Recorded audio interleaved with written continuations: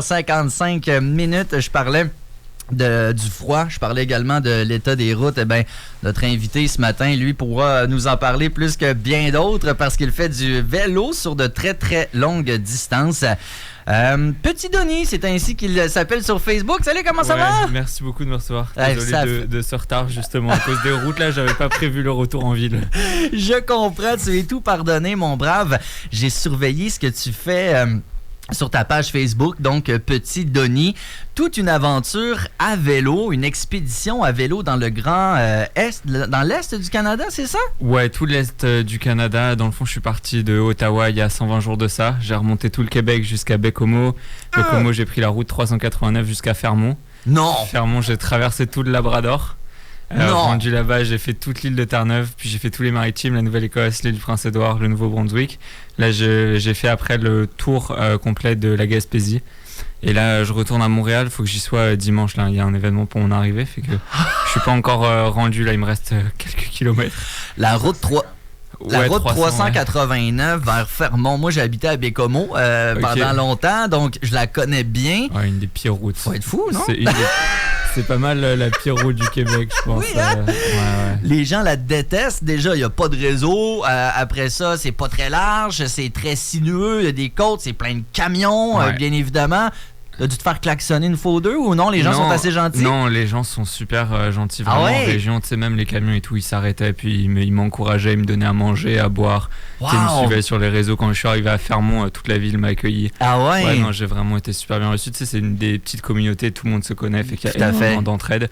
Puis justement, vu qu'ils connaissent cette route, ils savaient le courage puis la détermination que ça prenait de la braver, fait que... Effectivement, il y en a plusieurs qui n'osent même pas la faire en voiture. En vélo, c'est une autre game. En hiver, en plus, à la base de tout ça, pourquoi tu fais ça? Ouais, c'est une bonne question. C'est une question que je me pose parfois. C'est à 3,89, tu te l'ai posé 2-3 fois sûrement. Mais je te dirais que c'est quelque chose que j'aime vraiment, l'aventure. Moi, mon rêve, c'est d'être aventurier, puis d'être explorateur, puis de faire des expéditions. Donc, je suis 100% là où je me sens bien, puis là où je veux être, puis là où je dois être. C'est aussi un voyage. Ouais. En plus du défi physique et sportif que là je fais un tracé, puis je suis pas mal la première personne à faire ce tracé là à cette période là de l'année. Il y a tout un échange avec le monde, je traverse plein de provinces, de paysages, j'en apprends sur l'histoire, la culture, donc c'est vraiment enrichissant. Quand on dit je veux devenir aventurier, je veux devenir explorateur, c'est des vrais métiers, tu sais, ça ressemble, parce que là, on entend ça, on se dit c'est des livres d'histoire, mais c'est quoi un aventurier puis un explorateur en 2026? Ouais, c'est des vrais métiers, c'est-à-dire que c'est disons qu'il y a beaucoup de candidats puis très peu d'élus. C'est en fait, faut trouver le moyen d'en vivre. C'est pas mal ça le nerf de la guerre. Puis plus tu montes dans tes aventures et tes expéditions, plus ça coûte cher en plus. Moi là c'est ça, comme on parlait, je documente toutes mes aventures sur les réseaux sociaux. Ça s'appelle Petit Donny. Puis Donny c'est D-O-N-N-I-E pour ceux qui veulent aller regarder ça. Et dans le fond ça c'est un bon moyen de commencer pour après espérer avoir des commandites puis des marques qui te supportent. C'est pas mal ça là où est tout l'enjeu. Et les marques, ce qu'elles recherchent aujourd'hui, c'est de la visibilité. Donc si tu as une visibilité sur les réseaux sociaux, bah, tu as beaucoup plus de chances de pouvoir décrocher une commandite. En tirer de l'argent. Et toi, sur les réseaux sociaux, ça va assez bien. Tu sais, je regardais, c'est jamais en bas de 1000 j'aime, en tout cas sur Facebook, tes trucs. Donc ça se passe assez bien de ce côté-là? Je te dirais que quand je suis parti, il n'y a personne qui me connaissait. Puis là, je suis rendu à 6 millions de vues sur le dernier mois, là. Dans le dernier mois, ouais, ça a bien pris, il y a eu tout un engouement, tu sais, du fait que je partage tous les jours aussi, tous les jours il y a une vidéo récapitulative de ce qui s'est passé dans ma journée. Puis j'avançais au fur et à mesure, donc j'amassais de plus en plus de monde au fur et à mesure, puis tu passes à travers des petites communautés, des petits villages, fait que tout le monde se connaît, donc avec le bouche à oreille, j'ai été comme bien référencé dans les algorithmes. Quelques stations de radio? Ouais, pas mal. Une bonne trentaine, je pense. Ah, ben dans les petites communautés... À chaque fois que je passais, c'était pareil, radio, télévision, entrevue avec le journal local. Ouais. La radio de Fermont, t'es allé dans le mur? Ouais, c'était ma première radio. Ah puis, j'ai adoré ça, je pense que c'est mon entrevue radio que j'ai préférée. Pour l'instant, là, on s'en parlera tantôt. Oui, Je fais des blagues, mais je salue la gang de CFMF qui fait partie de l'association des radiodiffuseurs communautaires comme nous. C'est les amis de la famille, donc c'est vraiment une gang qui est extraordinaire. T'as été à même de le vivre, là. Ouais, vraiment, exact. Ben, c'est ça, tu sais, ils m'ont reçu en studio, puis je pense qu'on a jasé comme un 25-30 minutes. J'avais vraiment le temps. Généralement, les radios que je fais, tu sais, c'est plus court, c'est comme 5-8 minutes. Donc, tu sais, t'as moins le temps de développer, puis c'était un bel échange en tout cas. Donc, ça t'a permis de voyager, de rencontrer beaucoup de gens, et on l'a dit, tu sais, tu passes beaucoup de temps à vélo à te questionner. Ça t'amène des réflexions aussi. Qu'est-ce qui te fait réfléchir le plus? Est-ce que ça peut être des fois la grandeur de la nature, du paysage, ou plus les humains, ou un bon équilibre entre les deux? Je te dirais qu'il y a tout là. C'est sûr que quand t'es perdu au beau milieu du Labrador, dans la taïga, à rouler pendant 10 heures par jour, assis sur ta selle, des 300-400 km, il y a une introspection qui se fait là. T'es en méditation, puis t'es tout seul coupé du monde à traverser de l'épinette. Donc c'est sûr que c'est un voyage intérieur. Puis d'un autre côté aussi, je suis dans cet extrême de je suis extrêmement seul et extrêmement accompagné du fait qu'il y a aussi tout ce monde qui suit sur les réseaux. Puis au fur et à mesure que je retrouvais la civilisation, il y avait du monde qui me connaissait puis qui me rencontrait. Fait que... Des gens qui t'attendaient, j'imagine, qui te voyaient arriver puis qui disaient « Ah, lui, il s'en vient, on le prépare, etc. » On parle de ta cérémonie d'arrivée à Montréal, mais tu as eu des petits comités d'accueil des fois à certains endroits? Ouais. On a déjà fait plusieurs événements. Puis c'est ça, du monde qui me klaxonne, qui me retrouve, prend des photos. Est-ce que tu as vu des animaux au Labrador dans la taïga? Alors oui, mais j'ai pas vu de gros animaux. Je te dirais que mon approche la plus proche, ça a été entendre les loups, les meutes de loups. Puis ça, ma première nuit là dans le bois où j'ai entendu les meutes de loups, j'étais pas serein. Puis au fur et à mesure, à force de rouler, tu sais, à la fin, je voulais en voir justement. Les ours commençaient à hiberner déjà. Puis je suis sûr que eux m'ont vu, tu sais, tous ces animaux, mais vu que j'arrive à vélo puis que je suis quand même lent, j'ai pas du tout le temps de les surprendre, et tu sais, ils se tiennent à distance. Sinon j'ai vu, tu sais, des lièvres, caribous, j'ai vu des renards, des oiseaux, des pies, plein d'affaires, des corbeaux. Mais c'est sûr que c'est une expérience qui doit être riche sur le plan de la nature. Ça doit être des découvertes magnifiques. Après, la nature veut parfois nous tuer. Je fais des blagues avec ça, mais l'hiver est rude. En plus, tu fais ça l'hiver. Est-ce que c'était voulu que tu t'ajoutes cette difficulté-là? Ouais, c'était ça justement le défi, c'était de voir si c'était possible de faire ce tracé à cette période-là de l'année. Et comme tu as dit, tu sais, l'hiver ça peut être rude, faut pas rigoler avec ça. Des engelures, ça arrive très vite. C'est clair. Et faut être bien préparé, bien équipé parce que ça peut aller très vite là. Toi, comment tu dors? Je veux dire, t'arrives à quelque part, tu te dis bon ben ça va être ici, puis tu plantes une tente, puis 3 sleeping. Tu sais, je veux dire, comment c'est parce que t'as pas une roulotte de 40 pieds derrière ton vélo là. Non, c'est sûr. Mais tu sais, j'ai tout ce qu'il me faut pour être en autonomie complète. Fait que quand j'étais là-haut à Fermont, dans le Labrador, c'est ça, j'ai ma tente, mon sac de couchage, mon tapis de sol, mon réchaud, ma nourriture. J'ai tout de quoi être en autonomie complète. Là, depuis que je suis de retour à la civilisation, je te dirais que depuis tout le Nouveau-Brunswick, puis toute la Gaspésie, je dors chez l'habitant. Fait que c'est du monde qui m'écrit sur les réseaux. Ah, cool! Puis qui me propose l'hébergement. Ouais. Est-ce qu'il y a des défis auxquels on pense pas? Tu sais, quand tu fais, tu l'as dit, 10 heures de vélo par jour, est-ce qu'il y a... T'as-tu fait des crevaisons, la chaîne de barre? Tu sais, je veux dire, il y a toutes sortes de choses peut-être qui peuvent arriver dans un périple comme ça, là. Ouais, j'ai été très très chanceux parce que j'ai très peu de troubles mécaniques. J'ai eu qu'une seule crevaison. J'ai jamais eu de problème avec ma chaîne, jamais eu de problème avec mes freins, aucun problème de transmission, rien. Wow. J'ai juste eu le porte-bagages qui a cassé 3 fois. Ah. Ça, c'est parce que tu sais, l'hiver c'est très rude sur ta mécanique. Puis les pièces, le métal il saisit en fait dans le fond avec le froid, puis la rouille. Fait que c'est ça, mais à chaque fois c'est tombé au bon moment, tu sais. Mon porte-bagages j'ai pas cassé au beau milieu du Labrador, puis je pouvais plus le réparer, puis j'étais mal pris. Donc j'ai été vraiment très chanceux, tu sais. Je touche du bois là pour la fin du voyage. Mais... Avais-tu un téléphone satellite pour une extrême urgence, parce qu'il peut tout arriver là? Exact, ouais, y a pas du tout de réseau là-bas, fait que j'avais un téléphone satellite en cas d'urgence pour que je puisse rejoindre les secours. Et c'est évidemment important. Est-ce que donc évidemment par les réseaux sociaux aussi, les gens savaient toujours t'étais où un peu là. C'était pas comme je pars, on s'en parle dans un mois, tu sais.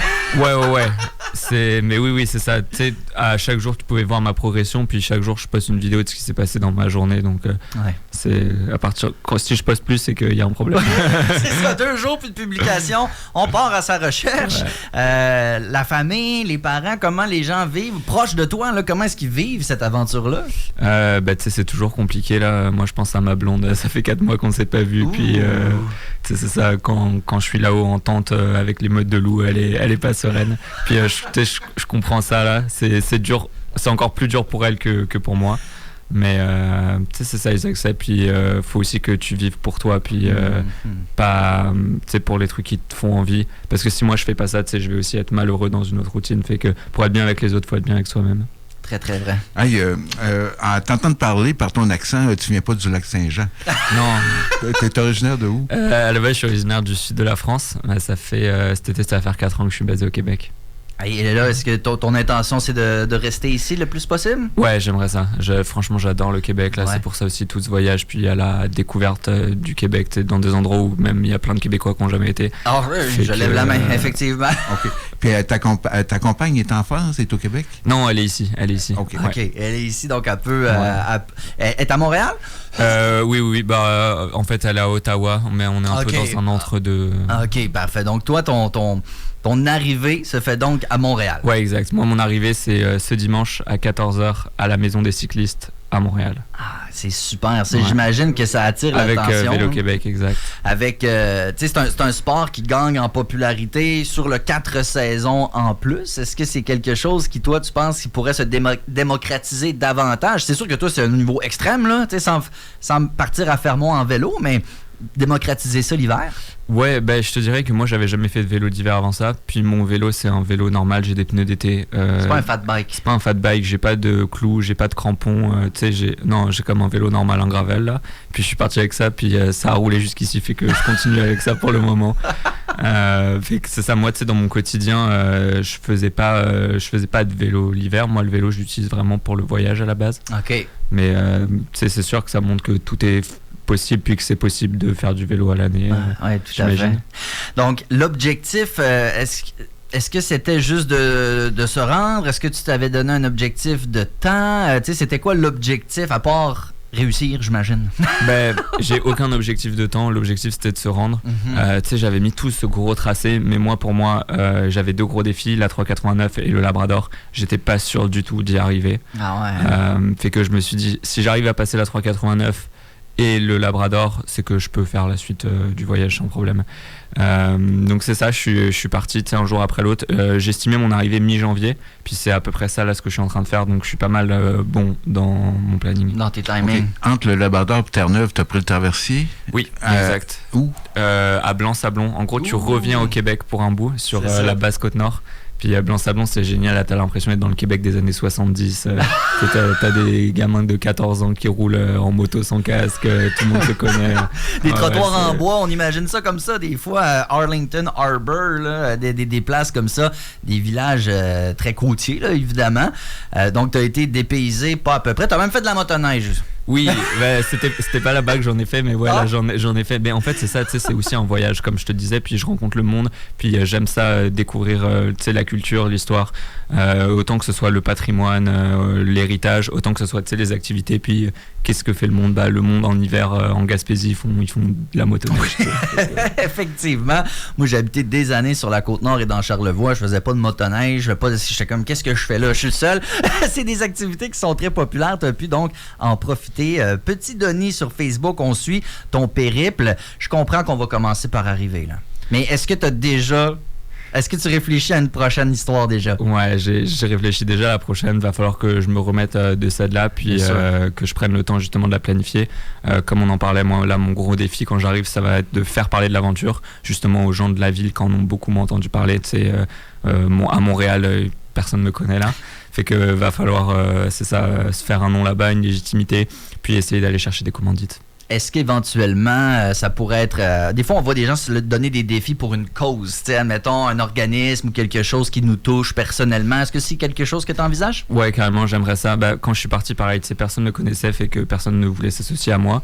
Mais là, maintenant qu'il y a un peu plus de monde qui suit, possiblement que le prochain défi, tant qu'à rouler puis faire des milliers de kilomètres, autant le faire avec une cause en tête. Ouais, c'est ça. Ça peut aider à pousser un petit peu plus encore. Ouais. Ça peut être une motivation additionnelle.